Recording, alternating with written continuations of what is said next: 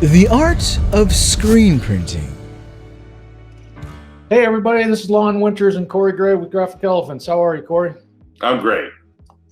This is the art of screen printing presented by GSG.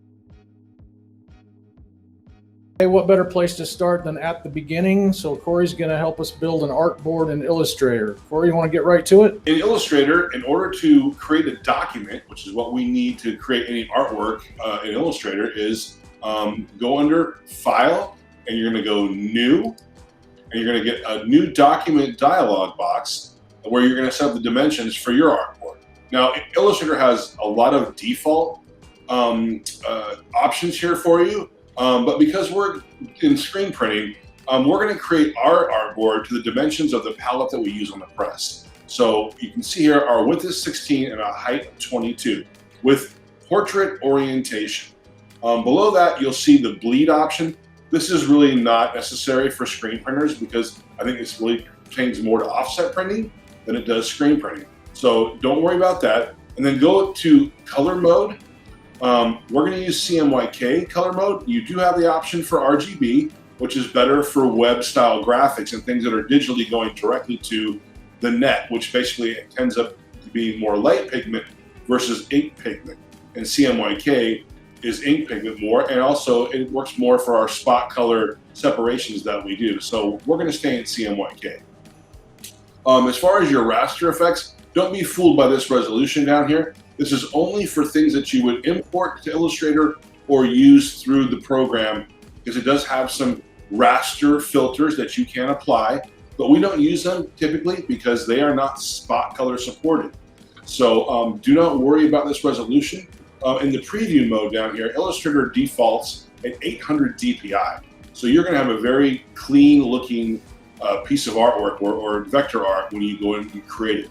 So after all these are set up, just go ahead and hit the Create button, and your artboard will appear before you as is this one here. Now our dimensions again are 16 by 22, but there's no indicator anywhere that can kind of help us see here visually what those are. So we're going to actually use rulers and create some guidelines, because even though our palette size is 16 by 22, our max print area for our design is going to be 15 by 18.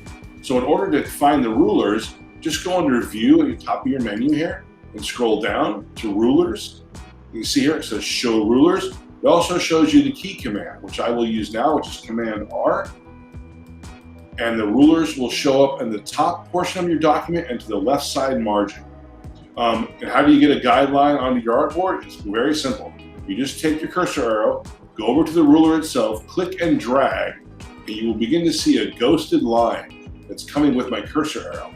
I'm going to make a margin guideline here at the ½ point on the left side and a ½ inch on the right, because this is now going to give us the parameter of our 15-inch max print area. For the 18 tall, go to your top rulers, do the same thing, click and drag, and the ghosted line comes down. We're going to drop down at 2 inches here, and then we're also going to go one more time down to the very bottom at the 20 mark. Now we have a 15 by 18 max print area for us to create our art. Outstanding. Thank you, Cory. Tune in next time when we convert our artboard into a template that'll follow us throughout the process. I'm Lon, he's Cory, and we are Graphic Elephants. And this has been the Art of Screen Printing presented by GSG. See you next time.